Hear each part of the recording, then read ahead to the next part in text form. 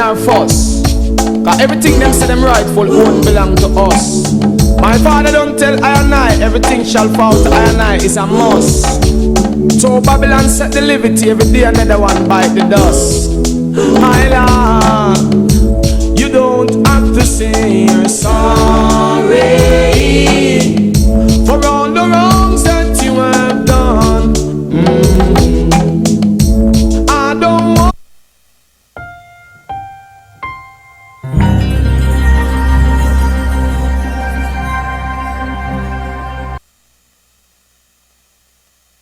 My name is Christopher Ram. Thank you for joining me on this first occasion of Plain Talk 2022. All indications are that we have a major COVID surge, no doubt, and I dare say because of the Omicron partly, but the irresponsible behavior of so many of our fellow Guyanese. That behavior has put important segments of our society at considerable threat, and no doubt we'll have to be spending lots of money in curative measures when we could have behaved responsibly in dealing with preventive measures. Anyway, let me wish all of you a very peaceful and productive 2022. Plain Talk will be here to share views of Guyanese on matters of public and common interest. You may not always agree with us on this program, but we do try our best to give a good balance. I don't want to start complaining, but it's weeks now I've been trying to get the new leader of the PNC, Mr. Aubrey Norton. Can't get him to answer telephone. That's not the kind of culture that I think this country needs. And I say that knowing that he will hear about it. Let me introduce my guest this evening. He is he has been a regular on the program. In fact, so regular that I was at the function, I think it was a couple of days ago, and I was told that I had shut him down. Now, it's not how this program conducts itself. Correct. If we do believe someone is going to make a statement that is defamatory, that cannot be supported, that would expose the publishers of this program, Channel 9, and indeed WRHM7, then we have a duty to say, hold on, please don't go that route. Other than that, we expect our guests to be as frank as possible and to answer questions when they are asked. And that's what we're going to do with Gerald Pereira this evening. We're going to try to ask him some very tough questions and hope that he gives us some direct answers. Gerald, welcome to Plain Talk. All the best to you. Yeah, well, all the best to you for the new year, health and strength, and thank you for having me again on your program. As I've said before and on many occasions, you're the only one who... No, I prefer if you just say that whether I shut you down or not. No, you didn't. You did not. I don't know where that came from. You've never shut down anybody on the program. So I don't know where that... Yeah, but I do want to thank you. You've been a good friend of this program. You're a good person. Yeah, thank you, Chris. And I really do believe that that's how we as Guyanese ought to be living. We're not political enemies. No. We're not blind supporters of this party or that party. We all have a stake in this fantastic country of ours, and we want to make sure that we play our role, all of us in different ways. Yeah. The politicians will play the political role. Civil society will play that civil society role, and that's the way it's supposed to be. Professionals must play their professional roles. Let's hope we can do that in 2022. Sadly, Gerald, we are starting the year with what appears to be a massive surge in the COVID-19 coronavirus. I believe today it was close to 800 cases. That's pretty serious. Serious. In terms of their population, 800,000 roughly, we have over 1,059 deaths. Yeah. I mean, if you compare, I'm showing you how it's getting out of hand. If you compare it with a country like Guyana, 40,639 cases. Yes. And over 1,059 deaths. And you compare with a country like, I'm just showing you, where you have a responsible government taking action, New Zealand, a population of 5 million. They had 14,405 cases because I resided there for a number of years. Yes. And only 51 deaths. Wow. They are doing good in the world. The world is looking towards them, and this is under Prime Minister Jacinda Ardern, a social democratic Labour Party government that put the health of the people and nation before profits. Good? Yes. In fact, it was one of the first countries to have a complete shutdown. Yes, and most of the transmission are not in community, you know, it's at the border. Yes. They're coming in, yeah. But, yeah. What do you think about Guyana? How have we managed it? I think the response, the government has handled this thing, both of them, not proactive in a proactive way. They're just reacting to what is taking place, right? For instance, I think that the government is very lax. I believe, it is my sincere belief that the Omicron variant was already here. I think, I'm picking this up, but they waited after all the New Year's and Old Year's party and the celebrations to announce that it's here. Right? And that would be sad because it shows that this is all about the business community. And so, but this is the sad thing about this country is we see politics, and the politicians are tremendous, are responsible for that. We see politics as something where the state is the enemy, and we have to attack the state or the government. I'm not saying they're the same, but we see the government or the state, whichever one, as the enemy. But what about the citizens? What about the people? And you pointed that out earlier in your introduction. I believe that as citizens of this country, we have rights, but we also have obligations and responsibilities to the collective, to the common, to our people, and to this nation. And it's irresponsible behavior for people to be partying in large groups in the face of each other. I drive this city, this town, and I see it without wearing masks and all of that, and they're partying.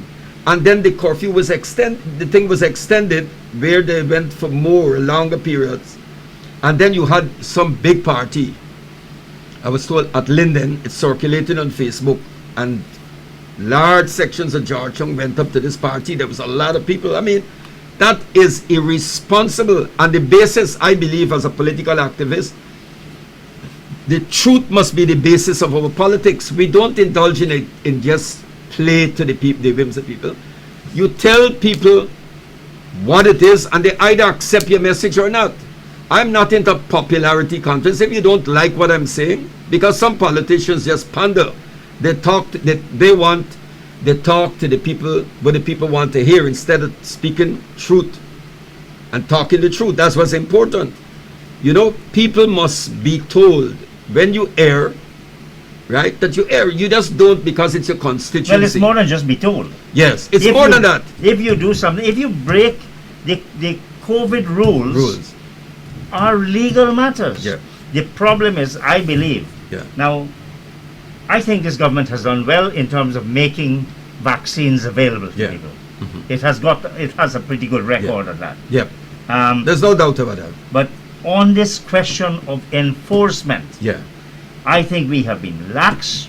We've been too libertarian in this regard. Look, you check the papers in Trinidad. Yeah. They board a vessel that had party. Yes. Where a party was I saw that. And lock the people up. That's what we've got to do. I saw that. It was in the garden. Yeah. Because you know, Gerald, it is taxpayers' money that is being spent to address the question of all these all Correct. these parties and hospitalization and so on. Yeah. Yeah. I think you it is politicians. sad. It is sad. A lot of people are still not taking this thing seriously, What more do they need to right? see? And look, the science is showing that those who are unvaccinated are the ones who are dying out, right?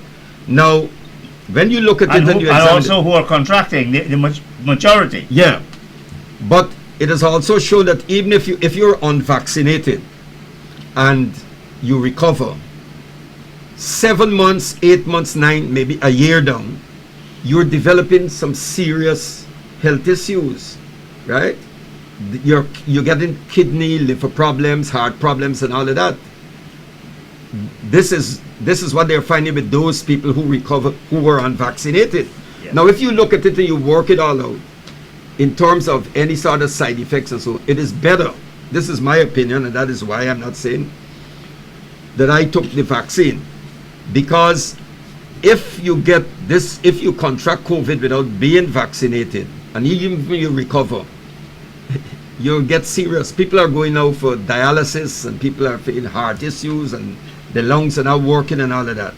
So if you're vaccinated, and even if you get this Omicron variant, they said, it is not really impacting on you so much, because at least you're vaccinated. Well, if you're vaccinated, it becomes more difficult. More difficult for you to contract. For you to contract the it. virus That's right. anyway. And even if you did contract it, Yeah. the chances of you suffering seriously or being hospitalized correct, and was death That's right. considerably reduced. That's right. Now, why would we not, as responsible citizens, and why are our leaders Yeah. not prepared to confront the people on these things? We open Main Street and allow people to do what they Yep, want. That's, and Dr. Frank Anthony, the Minister of Health, who I do believe is trying to do a really good job. He was here the last program we had on Plain Talk. I deliberately chose him Yes. because I wanted him to address the nation on this thing. Now, I'm not sure that he was as strong as he ought to be Yeah. in saying how people should conduct themselves over the holidays. Yeah. But we, instead of the Christmas and New Year's being, a family affair, a nice, happy kind of thing, Yeah. it became something of a super spreader. What That's right. I do believe, what we are seeing now is because Of of that. the lax conduct Correct. of our fellow Guyanese during that Definitely. period. Yeah. Well, we hope the lesson is learned. And Today is likely to be the largest number number. of the entire history since Yeah. March 2020, when we contracted, when the first patient zero Yeah. was reported. Jerome, sorry, Yeah. I want to raise this issue with you.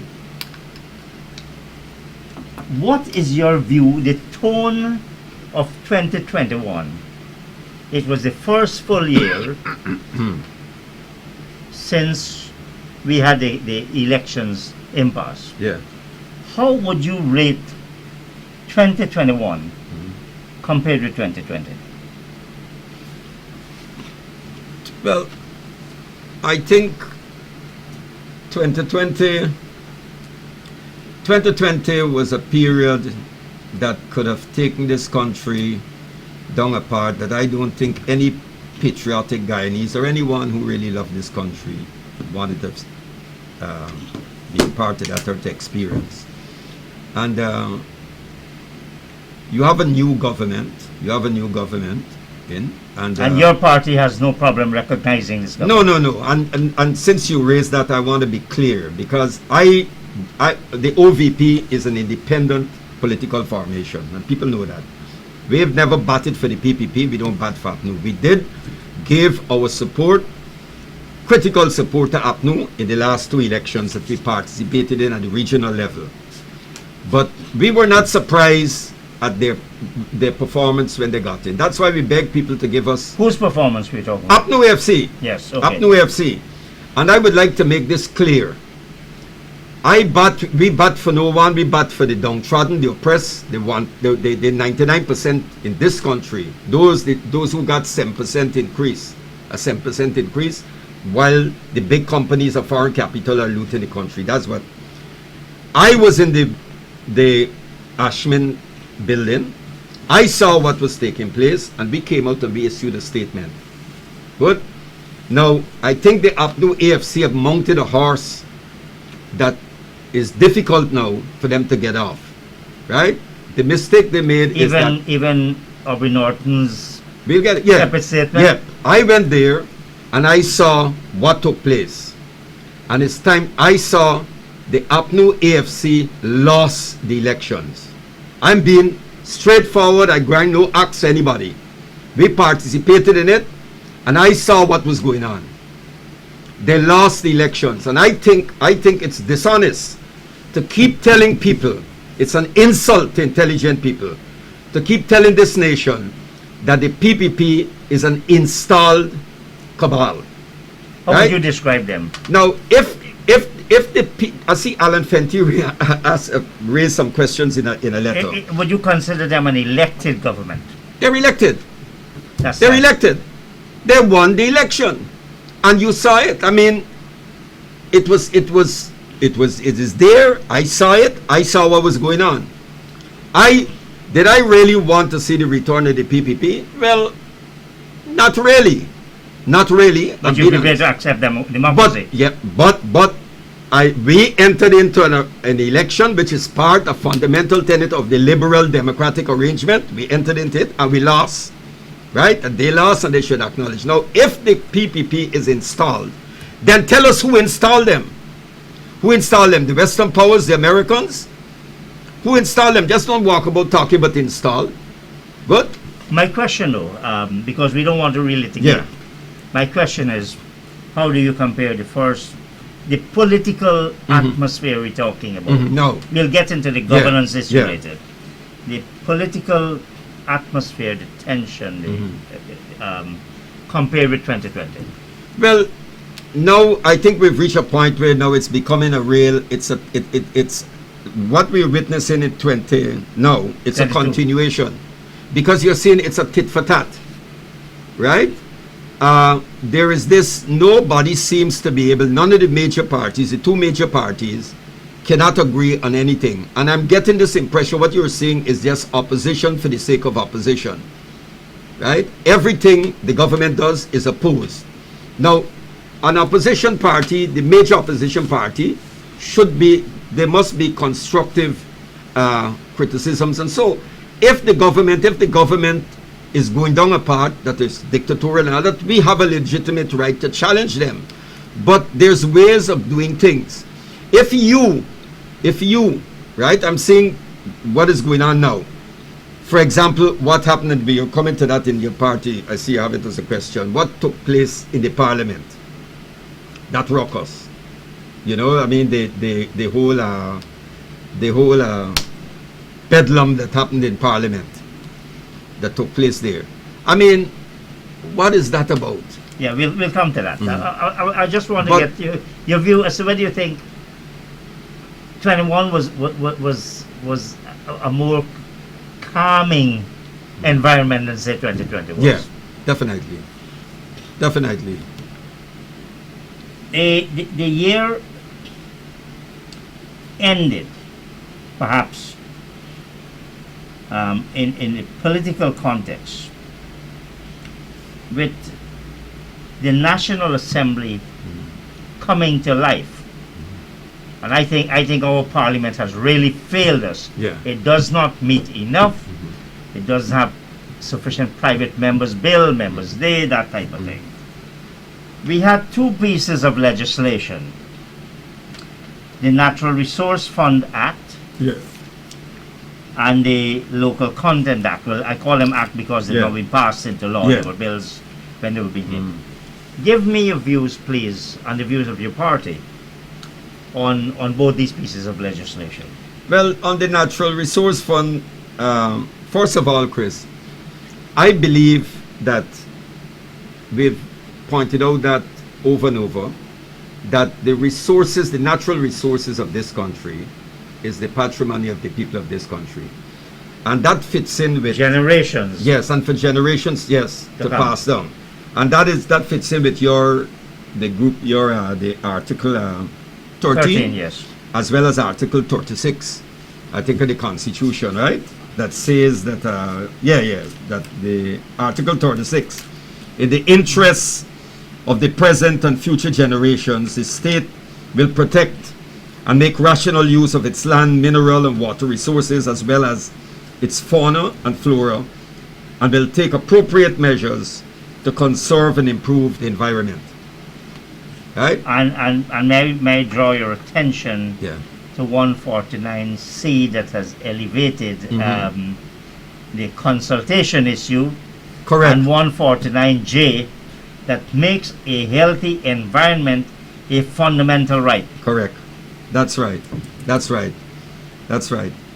And which is all about environmental justice. And so, yeah, but so we're saying, you're hearing people on different sides of the political divide saying this, that it's a bad thing and all of that. But if this, this is about the people and the resources belong to the people, then we need broad-based consultation, right? I don't believe this is one of the problems I have with this whole thing about the parliament and all that, parliamentary debates and all that. I got a serious issue with that, the liberal democratic arrangement. You worked in Grenada during the Maurice Bishop period. I think you served as that thing. But you saw Maurice and them, they had what you call movement of assemblies of the people, which later formed, right? And they had people's assemblies. They used to meet and involve the people in the decision-making process. The political parties do not allow for that, because this concept of representative democracy, is that you elect your politicians and then they speak on your behalf. And then you step aside. And then you step aside. So therefore you'll take what you get. There must be broad-based consultations. So when one party is knocking the other on this whole thing about it, they're arguing over this, the bill, the fund is out. They're rowing over it. And nobody's asking the question like, why is $500 million being held in a Federal Reserve Bank in New York? I mean, if this is the people's money or the property of the people of Guyana, can't we have it in, okay, maybe in a Swiss bank account if you want to take it out there? The thing, why it must be in the United States bank account, in the Federal Reserve Bank? Well, it's called the Federal Reserve Bank of New York. It doesn't mean that it's somehow under state control in New York. I can see the point you're making, Gerald. The thing about a natural resource fund, another term for it is a sovereign wealth fund. Correct. Is you want to keep out overcrowding of say foreign currency. If we were to bring $1 billion, because we're heading for $1 billion in US currency, into this economy, there would be serious economic impact on this country that we would regret. So one of the things about a natural resource fund is that you try to insulate the economy from certain aspects, and you have a controlled drawdown. That's right. That's right. But anyways, it's your view. I was asking about the Natural Resource Fund Act and the local content. So you're concerned that it's in an American but you know, I mean, if the Americans want to freeze it, they could freeze it. Yes, they can. They can. They do it all the time. They do it all the time, and you know, it happened to other countries and so. So I don't know. It's happening with Afghanistan now, or up to recently, yes. Yeah. So I think what is going on now, and I think the way the bill was rushed through, right? The way the bill went through and they passed it, the act and everything. I think should have been more time for consultations and involvement of different sectors of the society on that, rather than just the main parties. Well, Gerald, let me ask you this. Let's separate the local content from the natural resource fund. I think the PPP government, the Ali administration, must be aware that that's not the way to have gone. They must be aware of that. Correct. They must have known, look, you came into power August the 2nd, 2020. Yes. It's almost 16 months later. Exactly. That's 17 months later. Yeah. That you you put out this bill, and then within 8 working days. Yes. Now that's a breach of Article 13, 36, Yep. 149C, 149J. Definitely. Why do you think, and the government would also realize that it lost political capital, Yeah. the friends that it earned Yeah. in the period that it was trying to be shut out of the national of government, the goodwill it earned for not getting into mayhem. It seemed to have been willing to gamble all of that on the throw of a die for this natural resource fund. I am asking you, as a politician, why do you think the government would have done that? You know, Chris, there's certain things that they don't change, you know. Let me tell you what I mean. The PPP as a party ideologically has shifted away from what its founders built on, right? The PPP is not a socialist party, right? The PPP is not even guided by Marxist-Leninist principles. All of that's tossed aside. That might be in paper. But they are...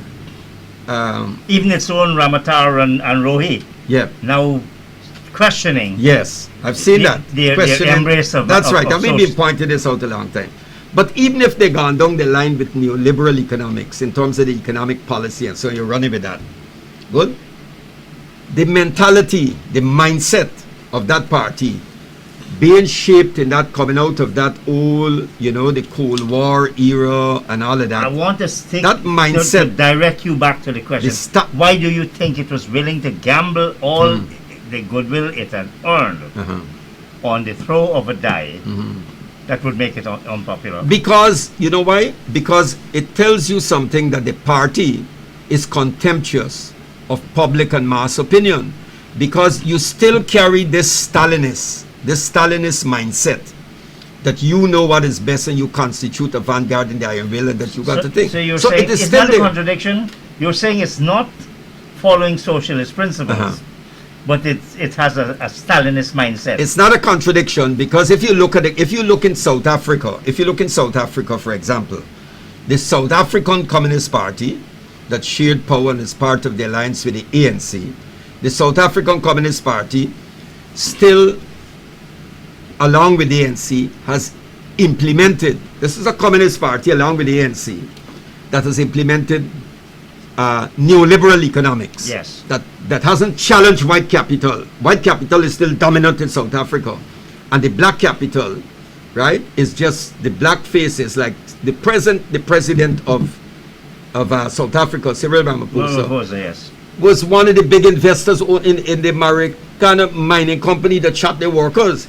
So here you are, you have a party He's one of the richest men. One of the richest men. So what I'm saying is, yes, the economics are liberal, but in terms of the way the governance, the way they see people, right? It's still, they haven't broke out of that Stalinist. It's part of the whole thing. It's rooted in the Stalinist, in that democratic centralism and all of that. It's still there.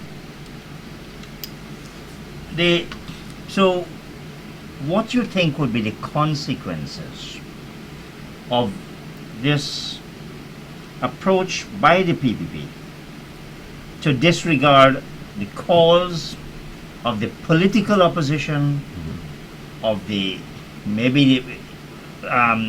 impliedly by the international community, by civil society? Don't rush this thing. Put it out to consultation, or at least to a select committee of the National Assembly. That's right. Even groups and entities that are not considered anti-PPP and so are disappointed, right, with the rush date. And it shows then the only reason for rushing that bill through and to get your hands on that money is to not really primarily to in the interest of the people of this country. This is about fixing certain sections of the society, right? And when you do that, if you are going to ignore even people who were your potent allies as such or had sympathies for you, they now are thinking twice. Right? And I know that. Do you see this as, in fact, an abrogation or a negation of the very principles that, look, we need to think of generations to come, and therefore the greatest link we have with generations to come are the youths of today. Yeah. For me, I'm one of yesterday's men. You're middle, I guess. Though they have been. So, is there a serious consequence that this patrimony, which nature has bestowed on us, can be maybe squandered in this disregard Definitely. for the process? Definitely. One of the things I want to say is, when you look at what's written in Article 36 and 13, that was written when this was written, put in the Constitution. This was during Burnham's time. That's the 1980 Constitution. That's right. Correct. Good. And at least whatever you want to say about Burnham had a particular orientation. He was a Bur- nationalist. That's right. He was a nationalist. As was Jagan. And so that's right. You can't take away that from those two men, and men who had time to read, readers. Right? These politicians now don't read. They're busy about money.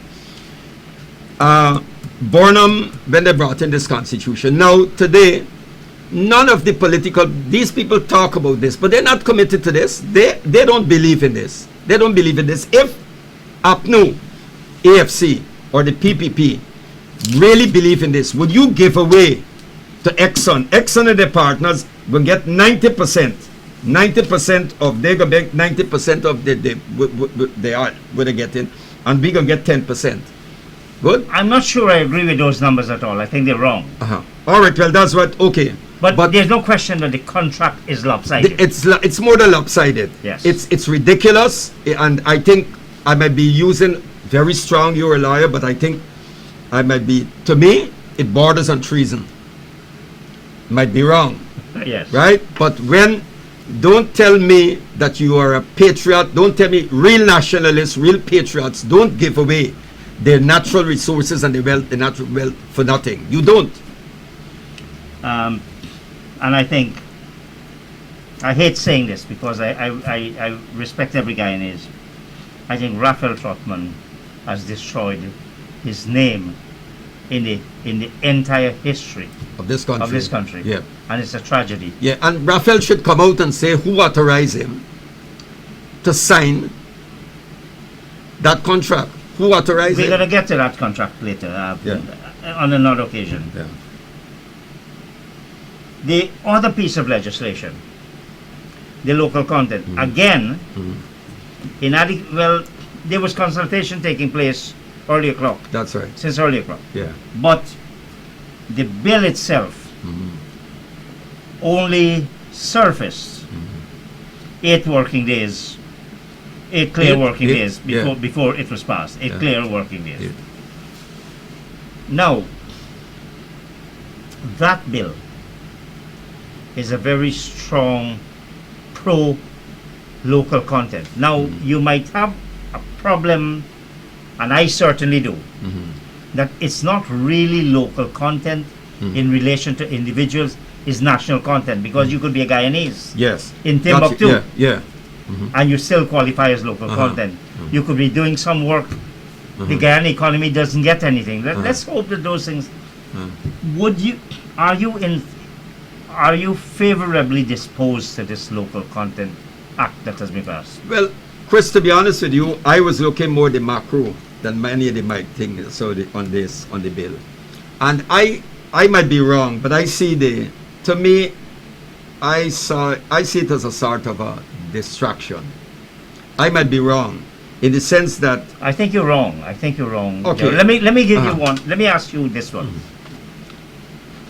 In this piece of legislation, it guarantees that Guyanese workers will get equal pay for equal work with their counterparts from Trinidad and the UK and Canada and America. That's a major piece. You got to support that. That's a major achievement. You have to support that. You have to support that. I'm not opposed to that. I'll definitely support that. But I still believe in terms of what are we going to get? What is really coming Well, look, Gerald. out of it? All per local share? transportation Yeah. reserved for Guyanese. Renting of properties, whether rear house or residences, reserved for Guyanese. There are lots of foreigners who thought that, okay, we can make a That killing. come in and said, yeah.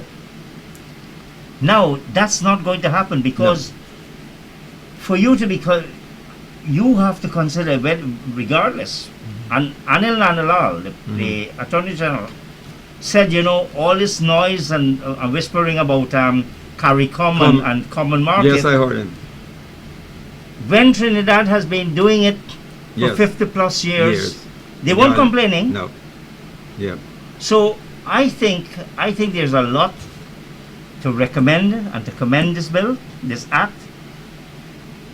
I do believe we've got to put in place because there's too much ministerial control, Definitely.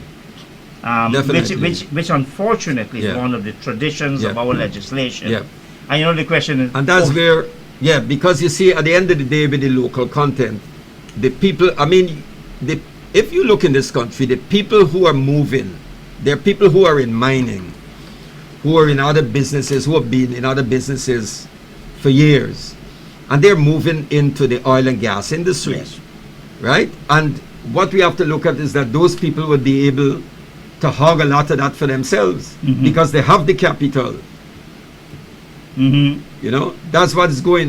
Look at when Vera sold that waterfront. yes, And he said he was not making money, and he shut down the fishing thing, right? that was the Dutch disease. The Yeah. first case of the Dutch Yeah, disease. Gafoor, Yes, sir.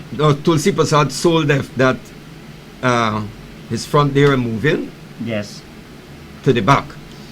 Good. And you have others who are now entering. I see the children of three powerful business families with the offshore this facility they want to set up on the other side of the Yes. yeah.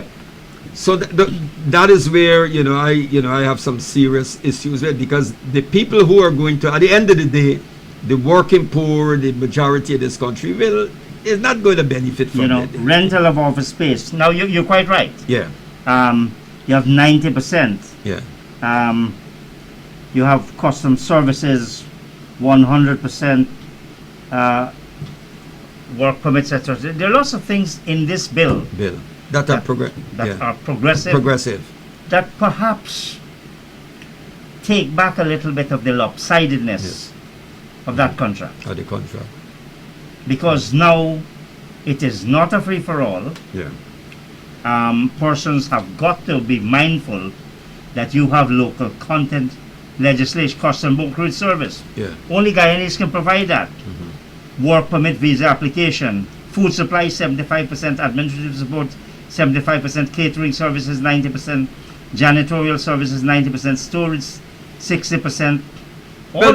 Those are things to support. Now, I am not in, Chris, my politics, I am not into opposing and picking a fight for the sake of picking a fight. Anything that is in the interest or could benefit from the people in this country, whichever, if the PPP implements something or does something that could be beneficial to the people, right? I support that. I believe in putting the nation and the people before parties on politics, right? Because political parties come and go, but this nation and people will remain. I believe in that. And this is where I think that our politicians are not reading. You remember when the Eastern Bloc collapsed? Yes. Right? And Gorbachev wrote this book on perestroika and glasnost. Desmond Hoyt took a copy of the book and presented to Chedi Jagan at the National Park, I think, at a May Day rally. In other words, he was telling Chedi, read and follow up what's going on. Right? Look what Gorbachev from the Soviet Union is doing. Yes. Now, there is a book. How it was described as our Gorbachev. You remember? Well, there is, Michael Lerner wrote a book I'm revisiting it, I'm rereading it. It's called The Politics of Meaning. Excellent book. He spoke at Muhammad Ali funeral. We need a politics to engage in a politics of meaning. A politics that puts that focuses on the common good and this nation. Right? A politics that is ethical, meaningful. Right? Where we must be big enough. If I don't like the PPP, I am not going to refer to the Minister of Education as this or that. That type of cuss out, abusing type of politics, that's for the gutter. Where are we going? What is the example that we are setting? I remember the days we had people who you couldn't show certain people a book we used to read. Our politicians used to read. Burnham was a reader. Cherry Jagan was a reader. You know, we had people who used to read. The politicians now don't read. I heard someone told me they don't even read the parliamentary briefs. Lots of them don't even know the Constitution. Good. That's the reality. They don't even know the Constitution because they're busy. All they're into is feathering their nests. Well, I want to ask you this question. What is it about politicians, Cheryl? Yeah. That when they're in opposition, they're easily accessible, reasonable, rational, approachable, and then when they credible, and they get into power within a few months. You can't get them on their telephone. You have to go through 6 layers before you get to the secretary. And can't get them. You're right, but this is with this new breed, these politicians. No, to be honest, with all honesty, I remember years ago. Hami was here earlier. I remember you could pick up the phone. My mom used to, if the place block up the drains, my mom used to pick up the phone. And you could dial Hamilton Green direct and get through to him. Many occasions you pick up the phone and you call the then Home Affairs Minister Vibert Mingo. Without the secretary answering, those guys used to pick up the phone. Yes. No, you don't have that.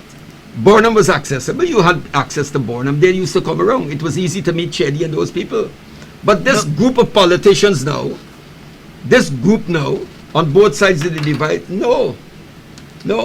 They changed people. When we were campaigning, people told us that when the AFC were in office, when they were campaigning, when the PPP lost under Ramatar, they gave out the telephone numbers to the people to call. The moment they got into office and they called them, they couldn't get it. The numbers changed. All right, we talked about two pieces of legislation. You hinted at something. Accompanying, now we agree that the legislation was passed in circumstances that really are not acceptable. You need to have consultation. Because when you look at the legislation, you realize, look, they've got some gaps. Yeah. And those gaps can be exploited. But there was something that accompanied it. This business of the parliamentarians trying to seize the mace and Roysdale Ford, senior counsel, making a big issue of whether the vote was cast or the vote was not cast. What's your position on what happened in the national? You know, this whole thing about the mace and all that and what took place. Now, that's a side show, is it? Yeah, but what was terrible with the whole thing, I don't know if you recall, years ago, we'll get back to this, Dr. Jagan, because people always remember that. Yes. People like to remember that. They remember that, but there's others they don't remember. Dr. Jagan, I remember, knocked down all the law books and so, right? And Cessna Rhyme was the speaker on Cessna Rhyme. Ban him. But do you remember, I think, Desmond Hoyt, I think, picked up an ashtray in Parliament years ago and tossed it, I think, at a PPP member Parliament by the name of Maki Hamid. Yes. I know the names, I don't know the incident. Yeah, these are things people don't remember. You know, what I'm saying is, the Parliament, you subscribe to all this Westminster type of thing and the Parliament and the mace and all of that, right? And if you enter into that and you're there, then you have to abide by the rules and where to go. For that MP to go and pick up the mace, you remove the mace, and then when the thing is taken, you say it's illegal. You know, no, and then You benefit from your own. yeah, and then the assistant to the speaker held on the base, right, fell on the ground, and someone is standing over him. This is serious, referring to him as a house Negro. No, no, no, no. This is the hypocrisy. House Negro. If you're going to accuse an African Guyanese of being a house Negro, then this house Negro, you're saying that he's a servant of another ethnic group. A slave. Because that's the relationship. And who's that slave? It's interesting how... Slave master, sorry. Yes. Yeah. It's interesting how you use the term house Negro, but you say nothing about the Exxon and the white people who call the shots in this country. You don't say that. You're quiet on them. Right? All the row over the natural resource fund and everything and all of that, nobody, Exxon is out of it. It's like Exxon is not part of what's going on. Good? And that is why the man, the chief, Darren Woods could say, I think he mentioned, he said he was told during the election campaign that both parties said they will not renegotiate. Good? Because those parties, and Guyanese need to wake up, because none of the two major parties and none of the parties on this landscape, call the name, it could be ANOG, it could be who, they are not interested in challenging foreign capital. What is going on in this country is the two major parties are contented with being overseers on this new plantation called Guyana. They are happy with competing with each other, the political elites, to manage the plantation, while foreign capital showed the empire and foreign capital who's better at it. Do you think, I'm going to put you in the spot, do you think that the conduct of the opposition MPs was productive or counterproductive? No, counterproductive. Counterproductive. Because even people who, at this time what you're witnessing, right? There's a lot of people who objected to the way the PPP rushed a bill through. Those bills. Right? Those bills. Sorry, those bills. Correct. And if the opposition had acted in a responsible manner, mature manner, then you'll get. But when they started with that type of thing, right away, I'm hearing people saying, no. Right? People don't like that. They don't like that. The people who want to cross over to give you the support, right, are holding back. You just turn them off. Yeah, they just turn them off, and they are the worst enemy. They're shooting themselves in the foot. Let me ask you another matter. This $1 million bail imposed on Winston Jordan. Now, I don't want you to talk about the merits or the merits of the case. This is before a magistrate. Yeah. What do you think of such a bail? Well, let's look at it. Let's look at it this way, right? $3 million. Is it tit for tat?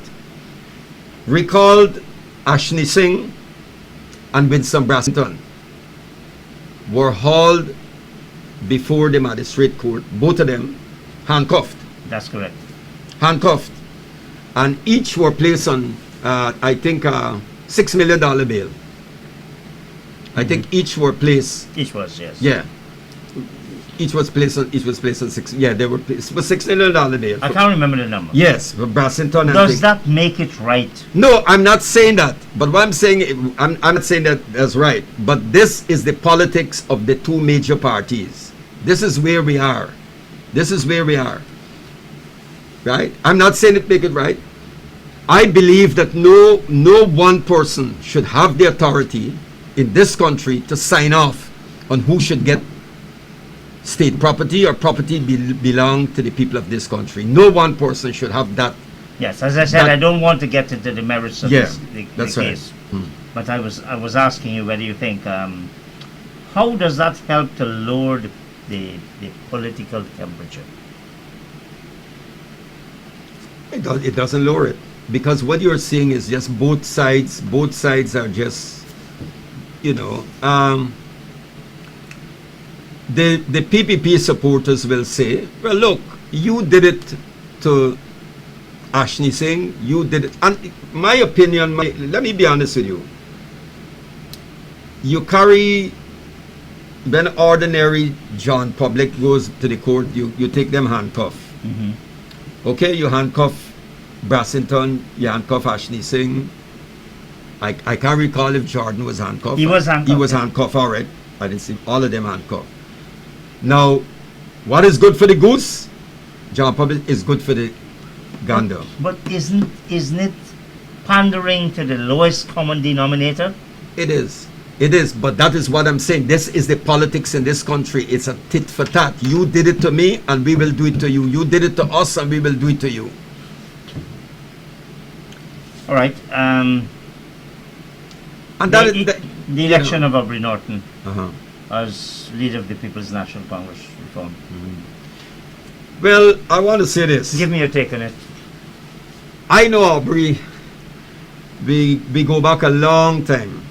I got to know Aubrey in the 80s when Burnham was alive. I left the PNC when Burnham died and Hyde took over and started with his, anyhow. And I must say I don't really get into PNC's internal phase, but of the three candidates that that stood for the leadership, Aubrey, you had Van West and Harmon.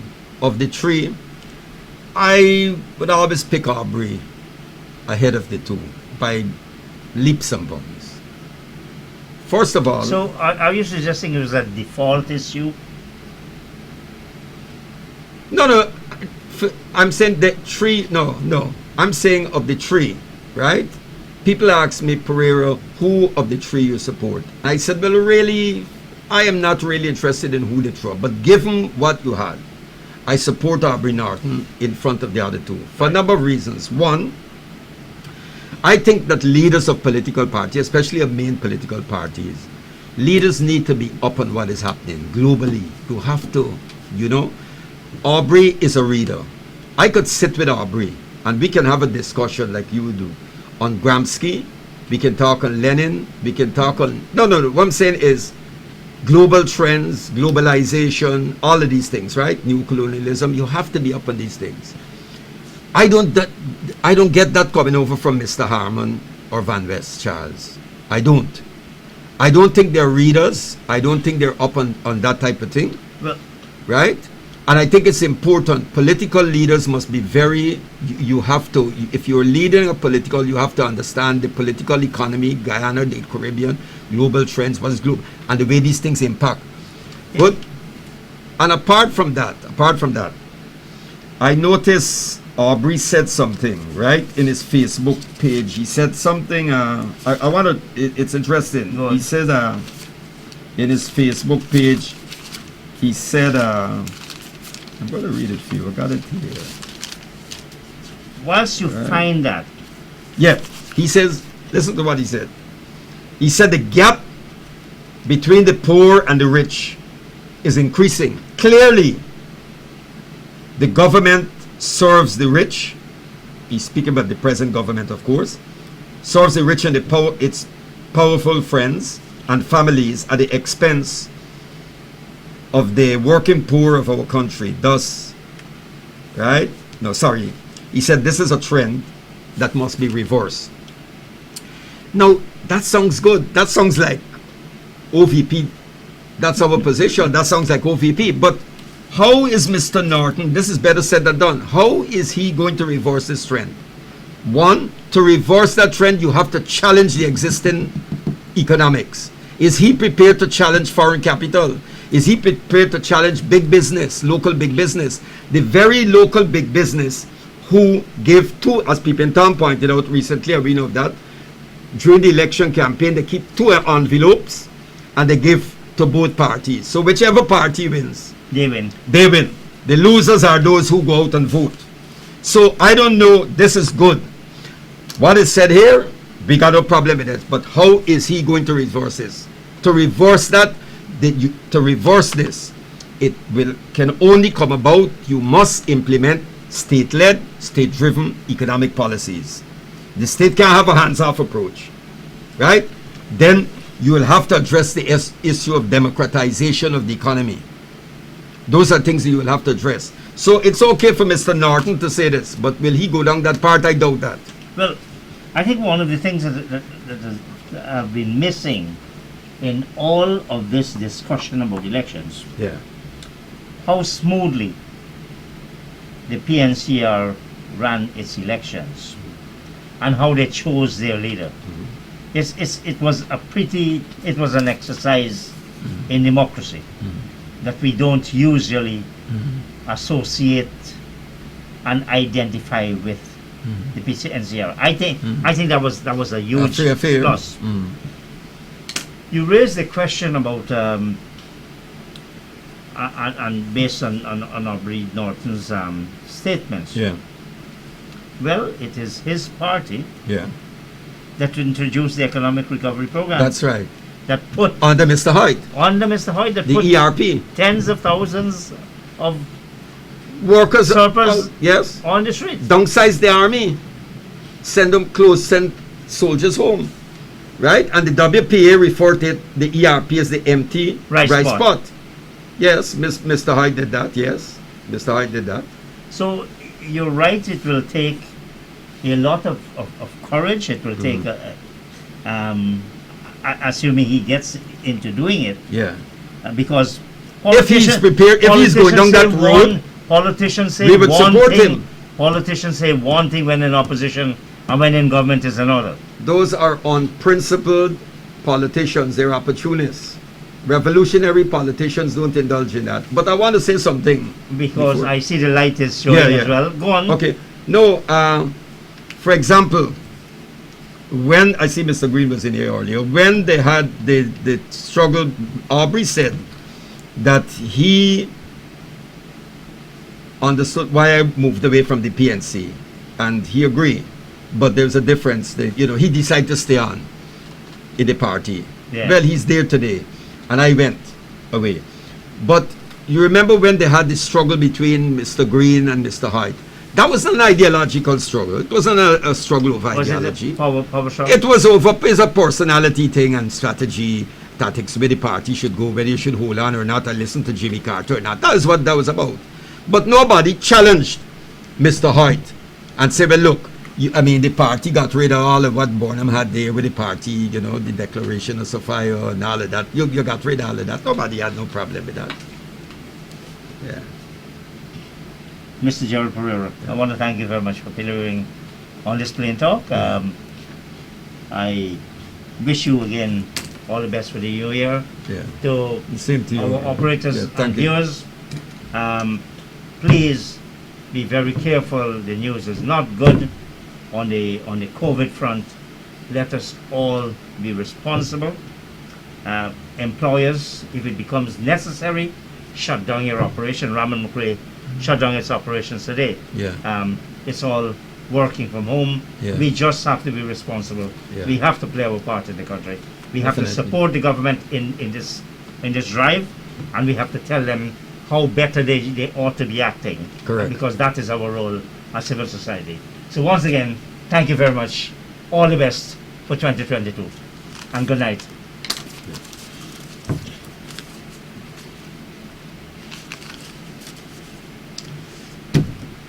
You all right?